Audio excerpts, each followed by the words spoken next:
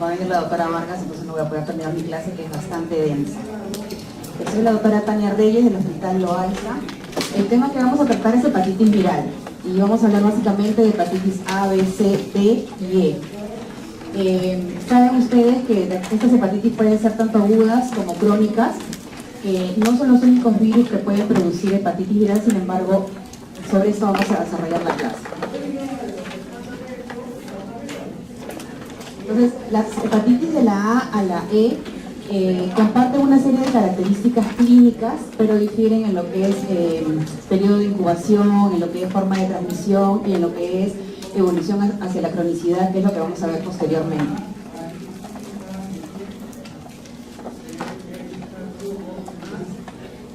La hepatitis viral aguda es una enfermedad infecciosa del hígado causada por distintos virus. Los que vemos no son los únicos virus, como les había mencionado, que ocasionan hepatitis, porque también lo pueden hacer virus netamente hepatotropos, como el virus G, por ejemplo, o algunos que dentro de toda de todo el desarrollo de la infección también ocasionan daño hepático. Entonces, la hepatitis viral aguda se produce por distintos virus que replican en los hepatocitos y está caracterizada por necrosis hepatocelular e inflamación. El cuadro clínico y las lesiones histológicas originadas por los agentes etiológicos son prácticamente idénticos, como ya les había mencionado, pero tienen diferencias en lo que corresponde a mecanismo de transmisión, periodo de incubación, evolución de la enfermedad y en los marcadores serológicos que permiten reconocer el agente responsable. Es importante por eso establecer cuál es el virus involucrado, porque no es lo mismo hacer el diagnóstico de una hepatitis A, que sabemos que simplemente va a ser aguda, que hacer el diagnóstico de una hepatitis B o una hepatitis C, que evolucionan en gran porcentaje hacia la cronicidad. Entonces es importante saber cuál es el virus, porque los riesgos de avance de la enfermedad difieren según cuál sea el agente causal. Les había mencionado también que hay otros tipos de virus que ocasionan hepatitis, que son el virus G, el virus SEN, el virus de Epstein-Barr, el herpes virus y el citomegalovirus. E inclusive hay patologías que, no siendo virales, también ocasionan hepatitis, con las cuales habría que hacer diagnóstico diferencial, como por ejemplo con la leptospirosis. Sin embargo, en este caso habrá que considerar todo el cuadro clínico, de dónde proviene el paciente, qué tipo de ocupación realiza el paciente para poder hacer un diagnóstico diferencial. ¿Sí? Entonces, en lo que corresponde a las hepatitis de la A a la E, habíamos mencionado que difieren en cuanto a transmisión, el periodo de incubación y cronicidad. El virus de la hepatitis A y el virus de la hepatitis E se caracterizan porque tienen transmisión de tipo fecal oral. El virus de la hepatitis B sabemos que la transmisión es de tipo sexual y parenteral.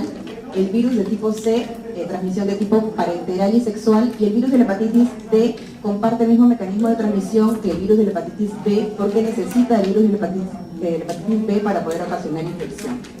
En cuanto al periodo de incubación, también varían. El virus de la hepatitis A es en promedio 4 semanas, el de la hepatitis B 10 semanas, el virus de hepatitis C 5 semanas, la hepatitis D igual que la hepatitis B, como ya lo había mencionado, y el virus de hepatitis E 6 semanas. En cuanto a cronicidad, y son los que adquieren mayor importancia, son el virus de la hepatitis B y la hepatitis C, y también la hepatitis D porque comparten las mismas características del virus B.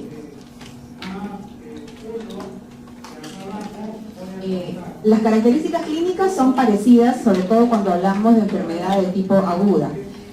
Tienen 3 fases: la fase prodrómica, la fase de estado y la fase de recuperación. La fase prodrómica es variable de 1 a 2 semanas después del periodo de incubación y se caracteriza por la presencia de síntomas constitucionales, anorexia, náuseas, vómitos, astenia, artralgias, mialgias, dolor de cabeza, alteraciones en el olfato y en el gusto asociados o no a fiebre variable. Es por eso que les decía que en la fase prodrómica podemos hacer diagnóstico diferencial con otro tipo de etiologías que no sean netamente virales, inclusive. En la fase de estado, esta dura entre 2 y 6 semanas. Puede producirse ictericia evidente, pero ojo que las hepatitis virales, el mayor porcentaje son hepatitis anictéricas. Entonces no siempre vamos a ver un paciente con ictericia para el diagnóstico de hepatitis. Puede pasar como una gripe inclusive y ser una hepatitis. Entonces puede producirse ictericia evidente acompañada de hepatomegalia y en un pequeño porcentaje esplenomegalia y adenopatía cervical. Y luego viene la fase de recuperación, en donde van desapareciendo los síntomas y signos que pueden ser más prolongados en la hepatitis B y en la hepatitis C. En cuanto a la bioquímica, los exámenes que vamos a solicitar son básicamente el perfil hepático, y en las hepatitis la característica es el aumento variable de las transaminasas que no se correlacionan con el grado de daño hepático. Es decir, yo puedo tener un paciente con 600, 700, 1000, 2000, 4000 de transaminasas y no existe una correlación directa entre el daño hepático que se está produciendo. Y hay además un aumento variable de bilirrubina a expensas de las dos fracciones. En las hepatitis agudas es más característica la elevación o la presencia del patrón hepatocelular que predomina sobre el patrón colestásico. Dentro de otras alteraciones que podemos observar, también puede presentarse neutropenia, linfopenia o linfocitosis, inclusive con la aparición de linfocitos atípicos. La hepatitis anictérica, y es la segunda vez que lo menciono, es más frecuente en realidad, y es más frecuente sobre todo cuando estamos hablando de población infantil. Otro punto importante a mencionar es que en las hepatitis A también puede haber predominio de colestasis, sobre todo cuando estamos hablando de pacientes adultos. Y hay formas graves que cursan con complicaciones y formas fulminantes, es decir, la presencia de encefalopatía hepática y la disminución del tiempo de protrombina por debajo del 40% en un hígado previamente sano, que es más frecuente en hepatitis B cuando se sobreinfecta con hepatitis D o en hepatitis E que se presenta en gestantes. Entonces, cuando solicitamos el perfil hepático, lo que vamos a tener, lo más característico es que hay un patrón hepatocelular. ¿A qué le llamamos patrón hepatocelular? Cuando las transaminasas están por encima de 2 veces su valor normal, o la relación entre transaminasas y fosfatasa alcalina es mayor de 5. Siempre en la literatura van a ver que se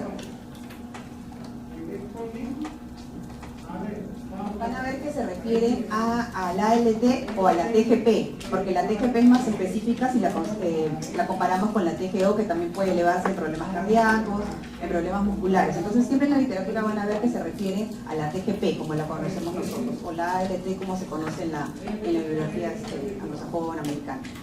Entonces, patrón hepatocelular, transaminasas o TGP, más de 2 veces su valor normal, o la relación entre TGP y fosfatasa alcalina mayor de 5. Patrón colestásico que habíamos mencionado puede haber en las hepatitis A, por ejemplo, significa que la fosfatasa alcalina está mayor de 2 veces su valor normal, o la relación entre transaminasas y fosfatasa alcalina es menor de 2. Pero también puede haber patrones mixtos, cuando las transaminasas y la fosfatasa alcalina están mayor de 2 veces su valor normal, o la relación entre transaminasas y fosfatasa alcalina es mayor de 2, pero menor de 5.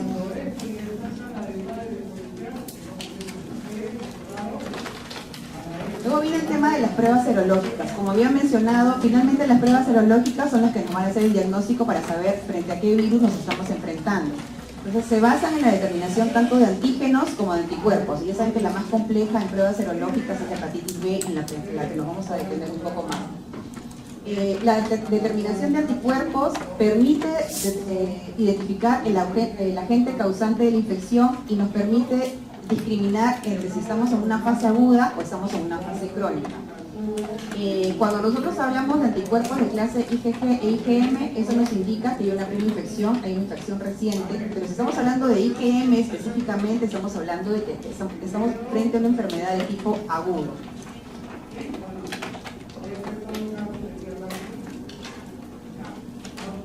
Hablemos un poco sobre hepatitis A. La hepatitis A pertenece al género hepatovirus de la familia Picornaviridae.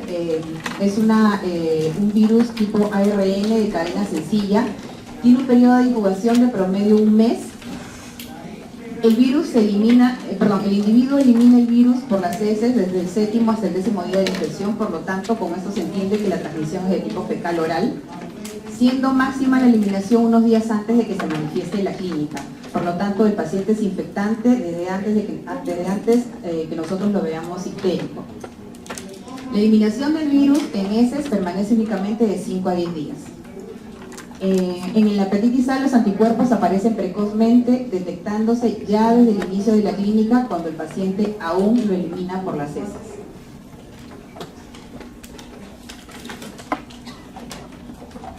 Entonces, este es un cuadro en el que vamos a correlacionar la semana después de la exposición, o sea, en que aparece la infección y la aparición de la clínica, si es que aparece ictericia, la elevación de las transaminasas.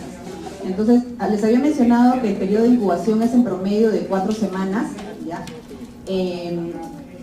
Aparece el IgM de forma precoz cuando aparecen también los síntomas y se correlaciona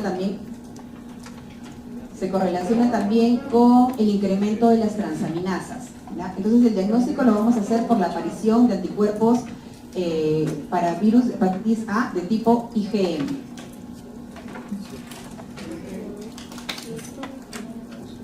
La transmisión, como ya les había dicho, es de tipo fecal-oral casi exclusivamente.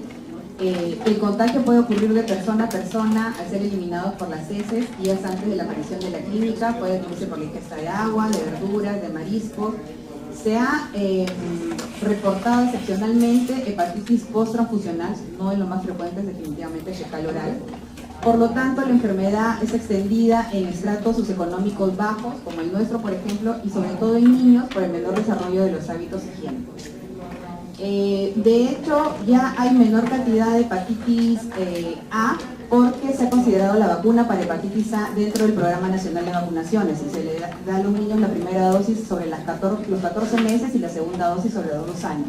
Entonces, si todos se adhirieran al esquema de vacunación, no tendría por qué haber hepatitis de tipo A. La mayoría de las infecciones de hepatitis A se dan sobre todo en niños y son subclínicas, es decir, que no necesariamente aparece ictericia.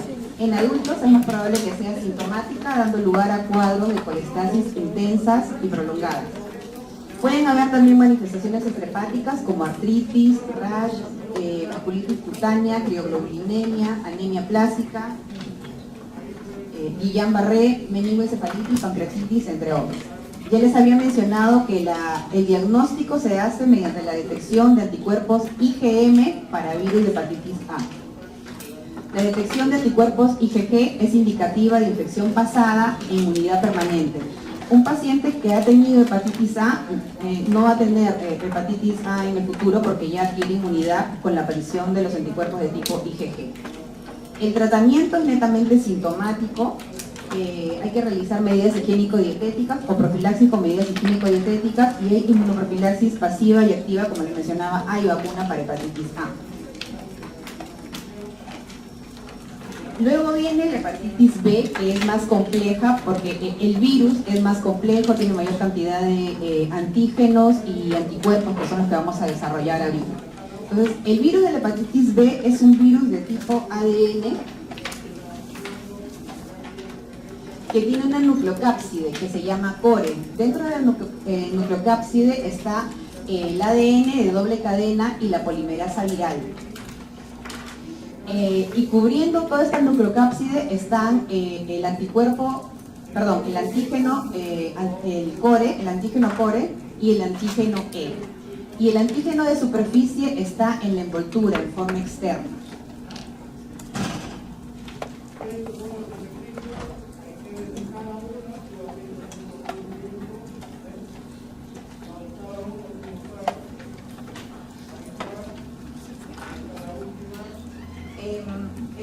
El hepatitis B, el virus de hepatitis B tiene varios genomas, denominados del A al H, que tienen diferente distribución geográfica e inclusive entre ellos puede haber diferencias en cuanto a las características clínicas.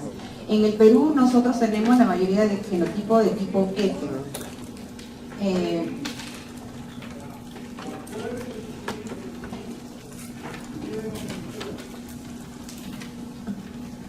Se calcula que existen aproximadamente 350 millones de personas en escala mundial infectadas crónicamente con el virus de hepatitis B, de las cuales el 25% termina sufriendo graves daños hepáticos. Entonces, el virus de la hepatitis B, o la importancia que tiene el virus de la hepatitis B, es porque produce infección tanto aguda como crónica, y siendo crónica tiene mayor probabilidad de hacer cirrosis y carcinoma hepatocelular.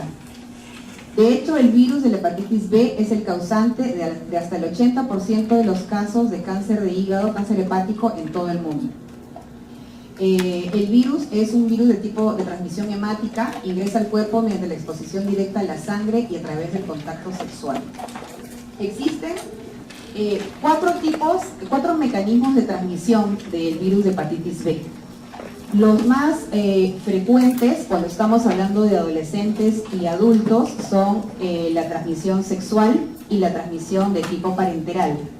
Pero también existe la transmisión de tipo perinatal, dada en los hijos de madres infectadas con antígeno de superficie. La transmisión perinatal es más frecuente en las zonas o en los países de alta prevalencia o de alta endemicidad para hepatitis virus B, que son sobre todo en los países asiáticos. Y la transmisión sexual y parenteral son más frecuentes en países de baja endemicidad como el nuestro o como los países occidentales. Bueno, de hecho, en nuestro país existen zonas de alta endemicidad, que son las zonas de la Sierra Central y Sur, Ayacucho, Cusco, Apurímac y las zonas de la selva, las regiones rurales de la Amazonía. Y zonas de baja endemicidad en la costa del Perú. Por ejemplo, Lima es una zona de baja endemicidad, aunque hay algunos autores que refieren que el hecho de que haya migración interna en nuestro país hace que gente que proviene de zonas de alta endemicidad, o sea, zonas de la sierra, de la selva, que migran hacia Lima, hagan que aumente también el porcentaje de prevalencia de hepatitis B en la zona costera, que de hecho era tratada siempre como una zona de baja prevalencia. Y por último está la transmisión horizontal. Entonces, usted había hecho algunos cambios en mi exposición poniendo esas cuatro transmisiones porque son importantes mencionarlas, sobre todo cuando estamos hablando de hepatitis B en el Perú. Entonces hay transmisión sexual, transmisión parenteral, transmisión perinatal y la transmisión horizontal. Entonces, ¿por qué les hablo de importancia de la transmisión horizontal? Porque se evalúa que había un gran porcentaje de infección en la población infantil en la zona de alta endemicidad. Entonces, pero que no habían sido infectados perinatalmente. Entonces, si no han sido infectados perinatalmente, ellos no tienen contacto sexual ni ha habido infección parenteral. Entonces, ¿cuál era el mecanismo de transmisión para explicar la alta prevalencia de hepatitis B en estos niños? Entonces, se comenzaron a hacer estudios para poder responder ese interrogante y se halló en estudios epidemiológicos correlación con el virus de la hepatitis B y la transmisión horizontal, es decir, el contagio de personas susceptibles por personas que tenían hepatitis B por la presencia de lesiones en la piel o lesiones en mucosa, donde se consideró que, por ejemplo, la saliva era un vehículo importante de transmisión de virus. De hecho, han habido estudios en la selva, que es zona de alta prevalencia, en donde se ha observado que el consumo de masato, que es premasticado, es altamente significativo, tiene una asociación altamente significativa con hepatitis B. Y por ejemplo, en esas zonas hay la costumbre de las mamás de darle a los lactantes alimentos premasticados. Si a eso le asociamos la presencia de lesiones orales y la presencia de alimentos premasticados, o sea, contaminados con la saliva de mujeres infectadas, entonces podemos correlacionar, o a eso se debe, o de esa manera se explica la transmisión de tipo horizontal.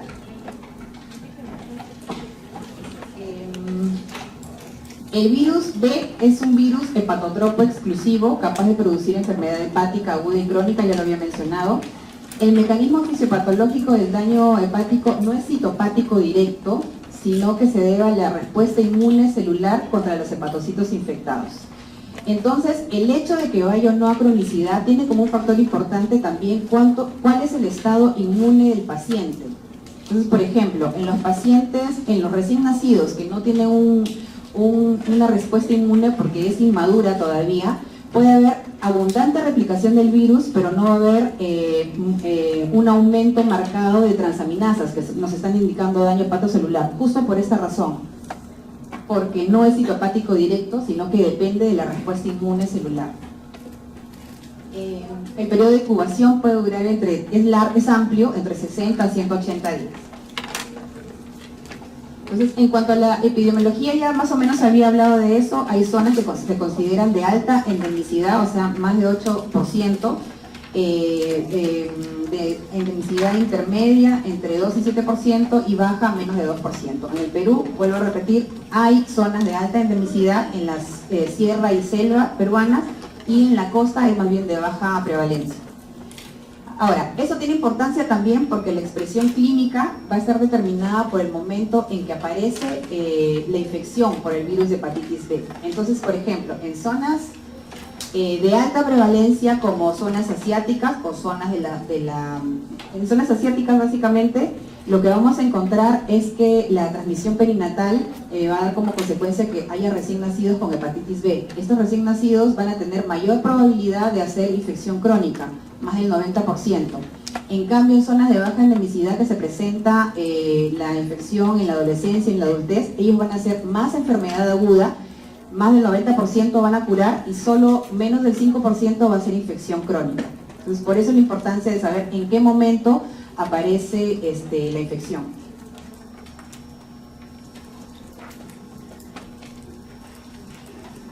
Entonces, si conocemos los mecanismos de transmisión que ya les había mencionado, entonces tenemos que reconocer cuáles son los grupos de riesgo para poder hacer el diagnóstico de hepatitis B en esos grupos. Entonces, tenemos personas de alta prevalencia, personas en zonas de alta prevalencia del virus, como ya había mencionado, en Ayacucho, en Huanta, en Cusco, en Quillabamba, en Abancay, en Andahuaylas, en Apurímac. Entonces, en esas zonas se consideran estas zonas de alta prevalencia. Personas que convivan o que tengan contacto sexual con individuos positivos para el antígeno de superficie. Usuarios de drogas parenterales, adolescentes con múltiples compañeros sexuales, o sea, promiscuidad, presencia de ETS, personas en instituciones correccionales, personas con alteraciones de pruebas hepáticas de causa desconocida. Entonces, dentro del protocolo, el estudio, el diagnóstico en este tipo de personas que tengan hipertransaminemia también estará el estudio de hepatitis B. Personas infectadas con virus C o virus VIH, personal médico, entonces somos nosotros también personal de riesgo, por lo tanto, si somos susceptibles, o sea, nunca hemos tenido la enfermedad, entonces debemos vacunarnos si es que ya no lo hemos hecho. Bueno, ustedes no creo que hayan llegado todavía al esquema de vacunación, porque ahora, no sé hace cuántos años, no lo he estudiado, pero hay, saben que está dentro del esquema también de vacunación, ¿no? 0 meses, o sea, recién nacido, al mes y a los 6 meses para hepatitis B. Entonces, si no se han vacunado, nunca han tenido la enfermedad, deben vacunarse. Pacientes en hemodiálisis, contacto sexual anal, pacientes que requieren transfusiones frecuentes de sangre o de sus derivados, y los tatuajes y los piercings.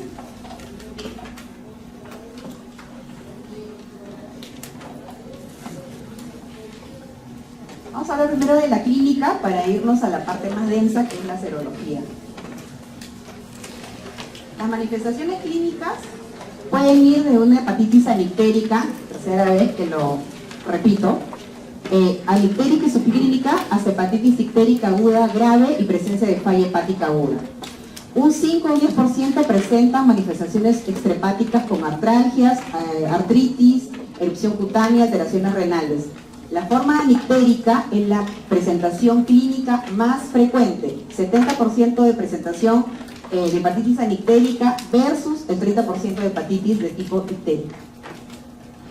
Puede presentarse hepatitis B aguda grave cuando hay además prolongación del tiempo de protrombina, hiperbilirubinemia notable sin presencia de encefalopatía. Si es que además se presenta encefalopatía, entonces ya estamos hablando de una falla hepática aguda, que ocurre entre el 0.1 a 1% de los casos de hepatitis B aguda, y se ven favorecidas por la coinfección o sobreinfección por el virus de hepatitis D, la infección por mutantes precore o la presencia de daño hepático previo por cualquier causa, pacientes alcohólicos, por ejemplo. En el 95% de los casos de hepatitis aguda, la evolución es favorable. Había mencionado cuando se presenta en adolescentes y adultos. Cuando se presentan recién nacidos, más bien el 90-95% es el que va a hepatitis crónica. Las manifestaciones extrahepáticas entonces se pueden presentar entre un 5 o un 10%. Junto con la hepatitis C se considera que ambas son gatilladores o triggers para la aparición de enfermedades autoinmunes. Entonces, cuando hay enfermedades autoinmunes dentro del estudio, también habrá que evaluar si es que ese paciente presenta concomitantemente o no hepatitis B o hepatitis C. De hecho, hay mayor porcentaje de manifestaciones extrahepáticas en hepatitis C, pero en ambos se pueden presentar. Entonces podemos tener enfermedad del suero, glomerulonefritis membranosa, membrana proliferativa, nefropatía IgA, poliarteritis nodosa, acrodermatitis papular, crioglobulinemia mixta esencial. Como les había mencionado, es más en hepatitis C, pero también se ve en hepatitis C. Luego viene el diagnóstico, y el diagnóstico lo vamos a hacer con la serología.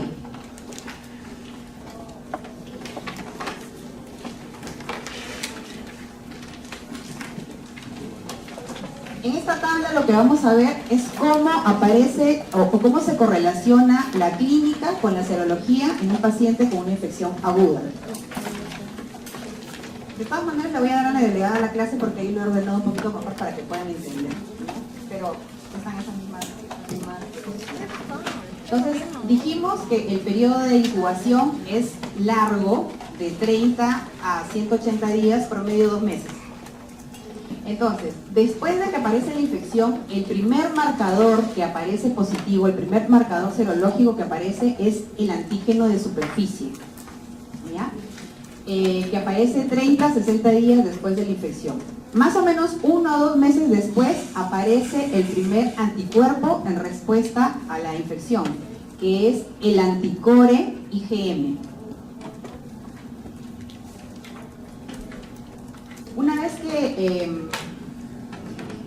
Una vez que disminuyen los valores circulantes del virus, o sea, ya se negativiza el antígeno de superficie, entonces aparece el anti-antígeno de superficie. Desde acá, ¿ya? Ahora, podemos tener algo que se llama periodo de ventana, es decir, un momento, un periodo, un tiempo en el cual está negativo el antígeno de superficie, pero también está negativo el anti-antígeno de superficie. Entonces, el único que nos va a dar el diagnóstico es, porque sí va a ser positivo, es el anticore de tipo IgM. Y eso se llama periodo de ventana.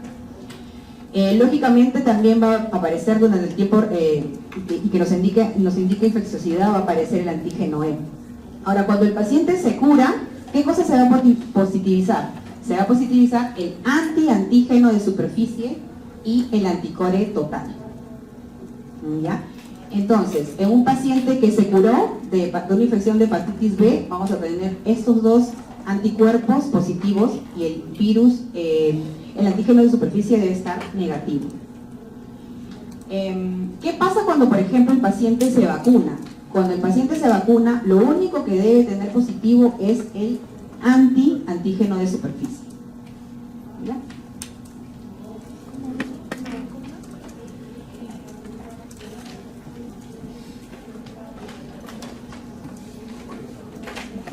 Entonces, para recapitular, cuando nosotros estamos frente a una infección aguda, ¿qué serología vamos a tener positiva?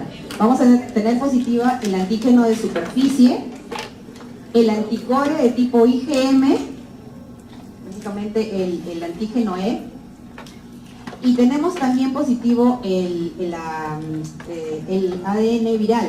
Y claro, lógicamente no lo tomamos, pero puede ser inclusive el único positivo porque ya está positivo desde el momento del periodo de incubación. Y sabemos que en el periodo de incubación no va a haber ninguna serología positiva. Nuevamente, para repetirlo, cuando se vacuna, el paciente lo que va a tener es el antígeno de superficie positivo. Todo lo demás debe ser negativo. Y cuando el paciente se recupera de hepatitis B, entonces, ¿qué va a aparecer positivo? El antígeno de superficie y el anticore. ¿Ya? Entonces, ustedes les preguntan qué antígenos de superficie, no van a confundir la recuperación de hepatitis B con la vacunación. ¿Ya? Porque como ven, aparece positivo el antígeno de superficie en ambos casos. Y luego vamos a ver ya la enfermedad crónica, tanto con anticuerpos, con antígeno E y antígeno E positivo y antígeno E negativo. Entonces luego viene el grupo de pacientes que adquieren infección crónica por virus de hepatitis B, o sea, hepatitis B crónica. Entonces, vuelvo a repetir, los pacientes cuando lo adquieren en la adolescencia o en la adultez es más probable que se recuperen, o sea, que tengan enfermedad aguda y que no vayan a la cronicidad. Solamente un 5% de ellos van a la cronicidad, la gran mayoría se va a recuperar. En cambio, si lo adquieren perinatalmente, la gran mayoría va a ir a infección crónica, que es más o menos sobre el 90%. Entonces es al revés, 85-90%. Entonces, si tenemos infección crónica, tenemos mayor probabilidad de hacer cirrosis, de hacer hepatocarcinoma celular. De hecho, el grupo de pacientes que hace infección crónica, de un 15-40% desarrolla además cirrosis y carcinoma hepatocelular. De ahí la importancia de determinar qué pacientes hacen enfermedad crónica y además la importancia, y que vamos a ver posteriormente, quiénes se van a tratar.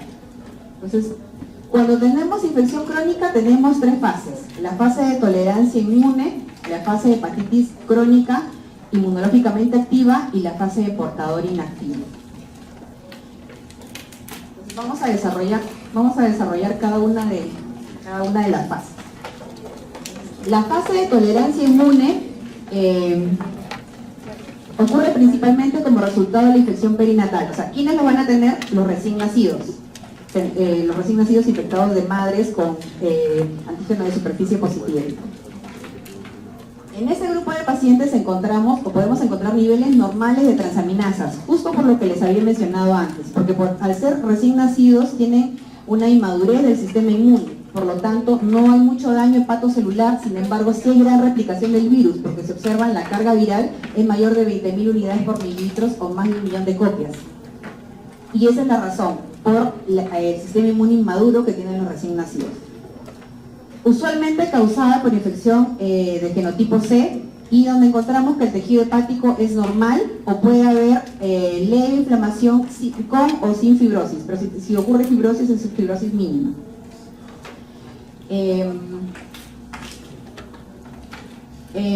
La segunda fase es la fase de hepatitis crónica o fase inmunológicamente activa. Entonces, en esta fase de hepatitis crónica es la fase en la cual el sistema inmune sí reconoce el virus como un agente extraño, por lo tanto va a empezar toda la carga sobre el virus. Por lo tanto, cuanto más episodios de reactivación o más episodios de infecciones activas haya, va a producirse mayor daño en el hepatocito. Si hay mayor daño en el hepatocito, vamos a tener mayor porcentaje de áreas de fibrosis y con ello probabilidad de que haga ese paciente cirrosis, a diferencia de las otras fases. Entonces, en la fase crónica tenemos el grupo de pacientes que tienen antígeno E positivo. En ellos hay niveles altos de transaminasas, porque como ya había dicho, el sistema inmune reconoce el virus como extraño, por lo tanto va a haber daño de los hepatocitos, por lo tanto va a haber aumento de transaminasas. Y la carga viral es mayor de 20.000 unidades, o sea, hay gran replicación viral. En la hepatitis B crónica con anticuerpo E positivo, o sea, ya ha habido seroconversión, tenemos igualmente altos niveles de transaminasas pero replicación viral más baja, mayor de 2.000. Y hay inflamación hepática con o sin fibrosis. Y luego tenemos la tercera fase, que es la fase de portador inactivo, que significa que ha habido una seroconversión del antígeno E y se han negativizado o aparición de antiantígeno E. Entonces, en esta fase no va a haber mucho daño hepático. Generalmente esos pacientes no van a hacer complicaciones como cirrosis o como carcinoma hepatocelular. Entonces, hay presencia de antiantígeno E, hay niveles normales de transaminasas, hay carga viral baja, menos de 2.000 unidades por mililitro, puede eventualmente desaparecer el antígeno de superficie, y encontramos un tejido hepático normal o con inflamación mínima, y la fibrosis puede inclusive mejorar con el tiempo.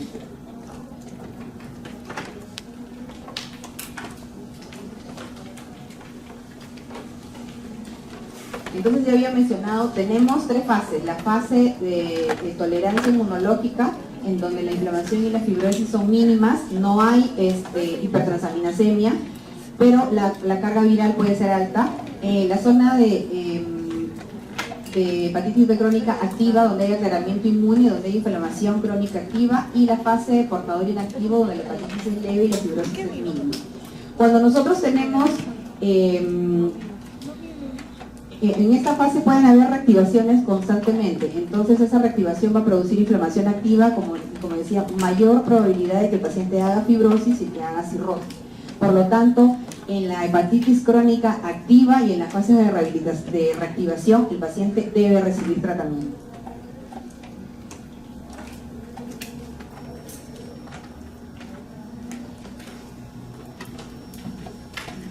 Esto es ya de lo que habíamos hablado. Entonces, cuando nosotros estamos hablando de una infección aguda, el tratamiento es sintomático. Es diferente cuando nosotros hablamos de una infección crónica.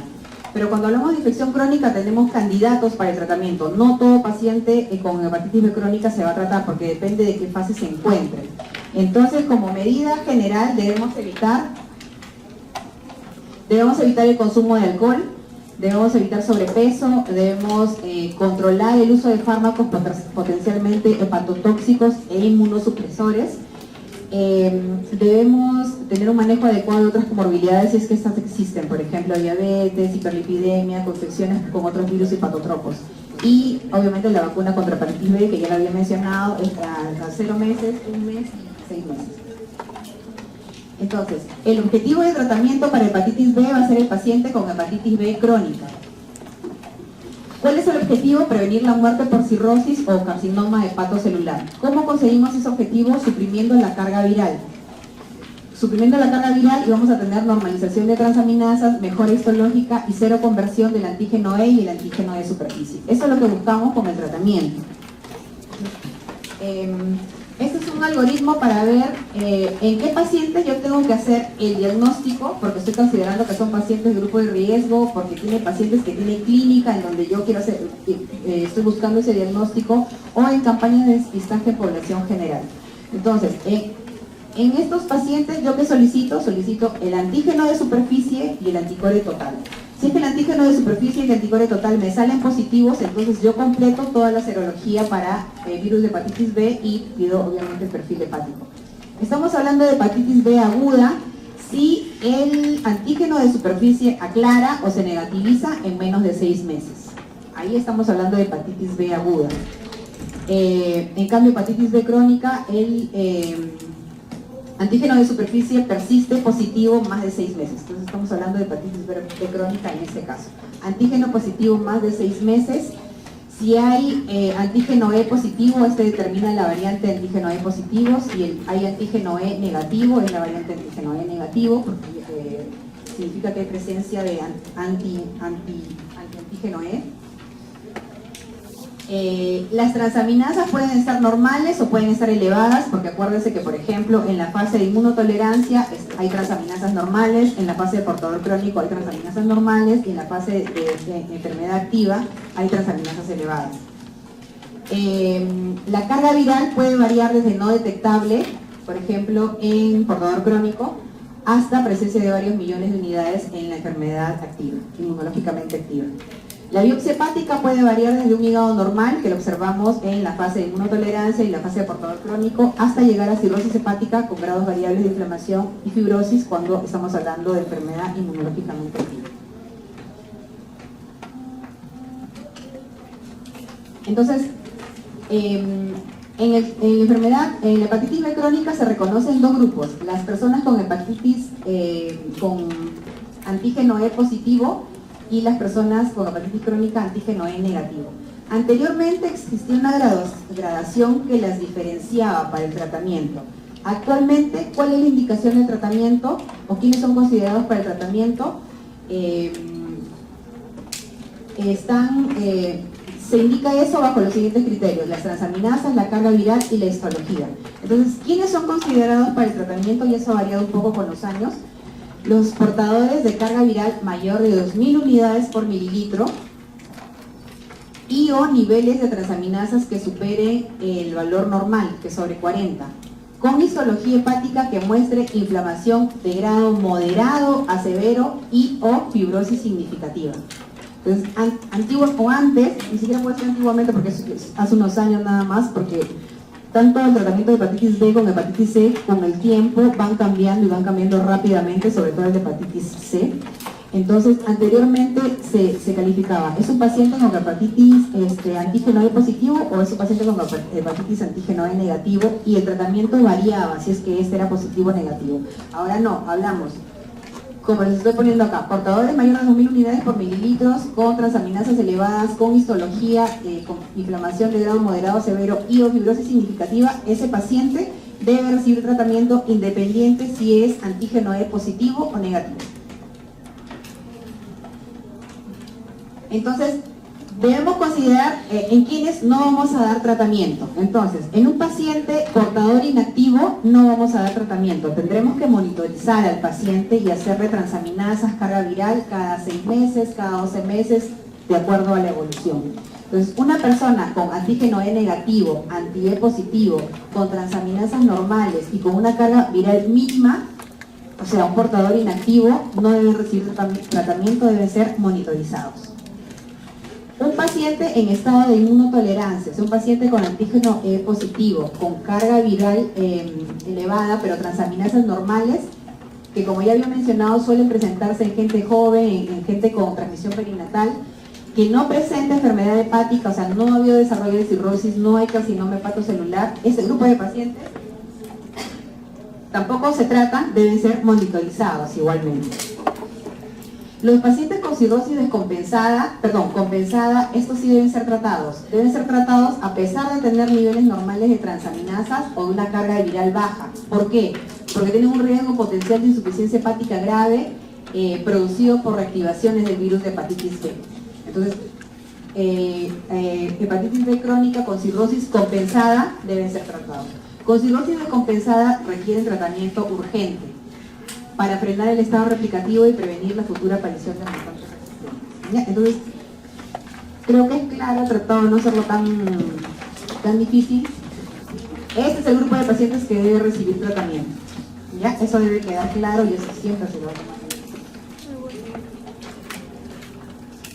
Entonces, ¿cuáles son las drogas utilizadas para el tratamiento de hepatitis B crónica? El interferón pegilado, la lamivudina, el adefovir, el entecavir, la telvibudina y el tenofovir. Son consideradas drogas de primera línea el interferón, el entecavir y el tenofovir.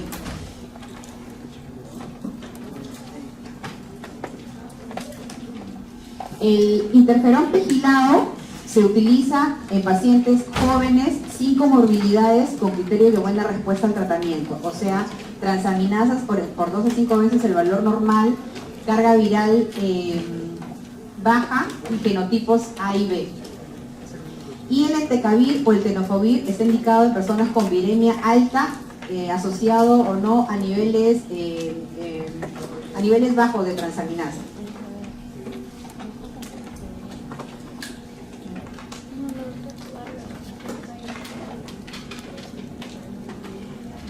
Si observan, cuando estamos hablando de antígeno E o antígeno E positivo o antígeno E negativo, utilizamos los mismos fármacos, ¿ya? Sí se van a haber dado cuenta de eso. Entonces, ¿por qué no utilizamos la lamivudina, el adefovir o la telvibudina? Porque en comparación con los otros fármacos tienen mayor porcentaje de resistencia. Entonces, esa es la razón por la que las drogas de primera línea son el interferón pegilado, el entecavir y el tenofovir.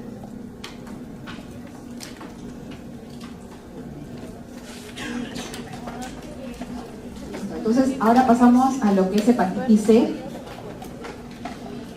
La hepatitis C es un virus perteneciente a la familia Flaviviridae. Se han descrito, como en la hepatitis B, se han descrito 6 genotipos con más de 50 subtipos y los genotipos varían entre países, tienen diferente distribución geográfica. Este es un virus que no daña a los hepatocitos directamente.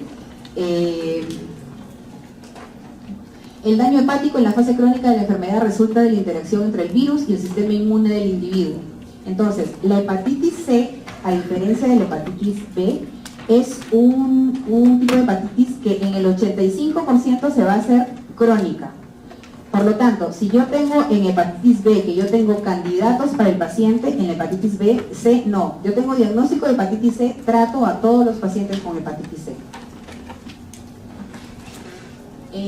Es una enfermedad de gran impacto global. En el mundo afecta a más de 170 millones de personas. Existen diferencias de prevalencia en regiones y según genotipos. En nuestro país la prevalencia es alrededor del 1% y el genotipo presentado es el genotipo 1.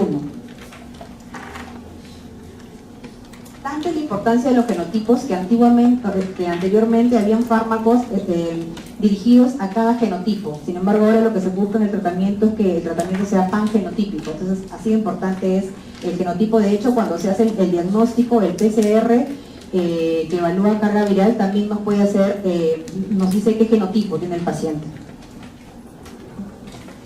El mecanismo de transmisión es parenteral y sexual, entonces debemos reconocer aquellos grupos de riesgo para infección por hepatitis C, que son pacientes con transfusión de sangre anterior al 91. ¿Por qué? Porque ahora la eficacia en las pruebas de tamizaje ha mejorado muchísimo. La exposición frecuente de hemoderivados, pacientes hemofílicos, pacientes en hemodiálisis, con trasplante de órganos, insuficiencia renal crónica, quimioterapia, la inyección de drogas vía parenteral, nuevamente personal de salud, somos grupo de riesgo, descendencia de madres coinfectadas con VIH, promiscuidad sexual, infección por virus herpes simple, cirugía mayor, tatuajes, inyecciones, material contaminado, uso de cocaína intranasal, nivel socioeconómico. La clínica es como ya lo habíamos mencionado anteriormente, hay un curso sintomático en más del 85% de los casos, con elevación solamente de transaminasas al menos de 10 veces su valor normal. Entonces, puede cursar asintomática, puede ser anictérica. El 15% de pacientes presentan ictericia o síntomas inespecíficos.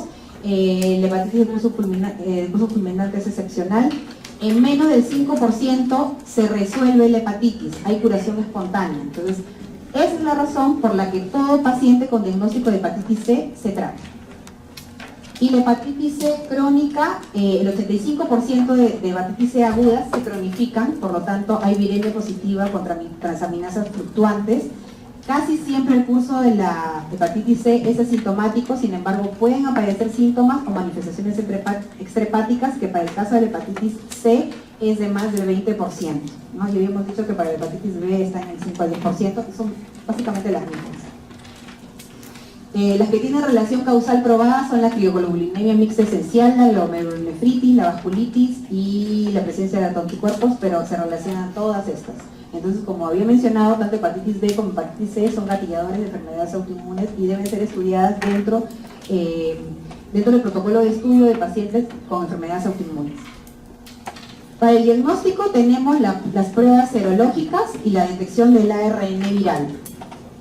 Entonces, las pruebas serológicas nos detectan anticuerpos de los diferentes polipéptidos del virus de hepatitis C, no diferencian entre infección activa o contacto previo con el virus y no son útiles para detectar la hepatitis C en su fase aguda, ya que puede tardar la seroconversión de 6 a 8 semanas. En cambio, la detección del ARN viral sí es muy precoz, puede ser positiva a los 3 meses, a los 3 días de exposición al virus de hepatitis C, que es muy sensible, muy específica, y además podemos determinar genotipos y subtipos también con la detección del ARN viral con las técnicas de reacción en cadena de la polimerasa o PCR.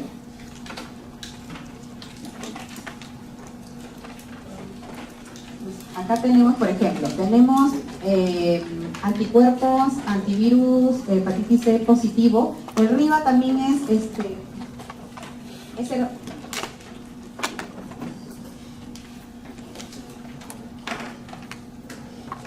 el RIVA también es se llama inmunoensayo recombinante y es un estudio de anticuerpos también para hepatitis C. Entonces tenemos estos positivos, hacemos RNA viral o carga viral y es detectable, por lo tanto es una infección por hepatitis C. Entonces lo que tenemos que hacer es evaluar para enfermedad crónica y testear el tipo de genotipo que también lo hacemos con PCR. Si nosotros tenemos anticuerpo positivo para hepatitis C, pero la carga viral es indetectable, significa que es ese pequeño grupo de pacientes que ha logrado curación espontánea. Si tenemos anticuerpo positivo para hepatitis C y carga viral indetectable, entonces es un falso positivo, porque la carga viral de todas maneras sale positiva, porque les había dicho, es muy precoz, a diferencia de la serología. Si tenemos anticuerpo positivo para el virus de hepatitis C y el ARN es indetectable, probablemente también sea un falso positivo. Hay lugares en donde se pide esto por inmunoensayo y luego el RIVA para tener un examen más que si es positivo realmente y recién se le pide ARN. Por eso es que aparecen este tipo de tablas, pero podemos tener simplemente serología para hepatitis C y de ahí pedir de frente carga viral. Entonces, los anticuerpos son detectados 20-50 días por post-exposición. Demoran mucho, en promedio 50 días. En cambio, el ARN ya es más precoz. Entonces, había mencionado, paciente con hepatitis C crónica debe ser tratado, a diferencia de los pacientes con hepatitis B, en los cuales tenemos candidatos de acuerdo a la carga viral, de acuerdo a la transaminasemia y de acuerdo a la histología. Entonces, determinamos el fenotipo viral, el estadio de fibrosis hepática para poder decidir cuál es la pauta terapéutica que vamos a seguir. El objetivo va a ser prevenir el desarrollo de cirrosis hepática, de carcinoma hepatocelular. Con el tratamiento se busca la respuesta viral sostenida, es decir, que el ARN o la carga viral sea indetectable 12 semanas y 24 semanas después de la finalización del tratamiento. Lo que se busca como fármaco ideal, que hay hasta en la actualidad sí hay estudios con diferentes fármacos, lo que se busca es que el fármaco sea pangenotípico, que lo podamos utilizar para todos los genotipos, que sea de tratamientos cortos, porque antes se utilizaban 24 o 48 semanas de tratamiento, sin embargo con los actuales fármacos podemos utilizar esquemas de tratamiento de 12 semanas, que sean seguros, o sea que no tengan efectos adversos, y que sean altamente eficaces por encima del 90%, que es lo que se logra con los fármacos de reciente aparición. Entonces, anteriormente el tratamiento estándar estaba basado en la combinación de interferón pegilado y ribavirina, con porcentaje de respuesta de 40-50% para el genotipo 1 y de 75% para genotipo 2 y 3, con efectos adversos y contraindicaciones que limitaban la aplicabilidad de esta terapia. Actualmente podemos hacer uso de los agentes antivirales de acción directa que tienen mayor porcentaje de eliminación del virus, con escasos efectos adversos y ciclos de tratamiento de menor duración. En los últimos 15 años ha habido toda una revolución en el tratamiento de hepatitis C, y de hecho si leen bibliografía antigua van a ver que no aparecían todavía estos agentes. Entonces anteriormente, o cuando aparecieron estos, se hacía tratamientos combinados de interferón con los agentes antivirales de acción directa. Actualmente utilizamos agentes antivirales libres de interferón. Entonces tenemos diferentes tipos de antivirales de acción directa que actúan en diferentes niveles de la síntesis de proteínas virales, que ahí lo van a leer. Y lo que observamos con estos antivirales es que tenemos mayor porcentaje de eficacia, sobre el 90% en la mayoría de casos, y menor porcentaje de efectos adversos y contraindicaciones para su uso. Por lo tanto, esta es la revolución en la hepatitis B y lo que vemos actualmente en todos los cambios que ha habido en cuanto a la terapéutica. Entonces, actualmente podemos utilizar tratamientos únicos o podemos combinar estos antivirales de acción directa para poder tener mayor porcentaje de eficacia. En la actualidad, como les había mencionado, se mantienen múltiples líneas de investigación con estos agentes con resultados de eficacia y seguridad superponibles a los expuestos, superponibles al interferón pegilado y la ribavirina, y la idea es conseguir la respuesta en más del 90% de pacientes tratados y conseguir una disminución de la carga viral en forma sostenida. Y finalmente unas palabras rapiditas sobre la hepatitis B y la hepatitis E. Entonces, la hepatitis B, ya lo había mencionado, es un virus defectivo, o sea que requiere el virus de hepatitis B para su replicación y expresión. Es un virus que tiene una partícula esférica recubierta por el antígeno de superficie, por lo tanto necesita de ese virus para poder desarrollar la infección. Y en su interior contiene el antígeno delta y una molécula de ARN. Podemos tener coinfección si es que hay infección simultánea del virus de hepatitis B y virus de hepatitis D en un individuo que no había tenido contacto previamente con el virus de la hepatitis B. Y podemos tener sobreinfección si es que estamos hablando de un paciente que se infecta de hepatitis B en un portador de antígeno de superficie. ¿Ya? Entonces, coinfección se aparecen juntos, sobreinfección si es que ya tenía hepatitis B, sobre el cual se agrega hepatitis D. La coinfección por hepatitis BD actúa como una hepatitis aguda. Entonces, de hecho, puede haber resolución hacia la curación porque la eliminación del virus de la hepatitis B va a impedir la persistencia de la infección por hepatitis B. Sin embargo, cuando estamos hablando de una sobreinfección, o sea, una infección de hepatitis B en un paciente portador de antígeno de superficie, entonces eso va a hacer que se facilite la replicación del virus de hepatitis B, por lo tanto tiende a la cronicidad, produciendo enfermedad crónica hepática progresiva. Entonces, coinfección, hepatitis aguda; sobreinfección, hepatitis crónica. La transmisión, al igual que la hepatitis B, es parenteral y sexual, predomina en adictos con drogas por vía parenteral, y el reservorio fundamental lo constituyen los pacientes con infección B crónica. Y finalmente la hepatitis E, que es un virus RNA perteneciente a la familia Calicivirus. La serología, o cómo hacemos el diagnóstico, con anticuerpos de tipo IgM, identificando de esta manera la infección activa. Es de transmisión fecal oral, al igual que la hepatitis A, y se ha observado en epidemias transmitidas por agua en el subcontinente índico, sudeste asiático, África Oriental, Occidental, Norte y en México. Normalmente solamente es infección crónica, pero puede ser o puede ocasionar una hepatitis fulminante cuando se presenta el virus de la hepatitis E en las gestantes. Listo, chicos, eso es todo.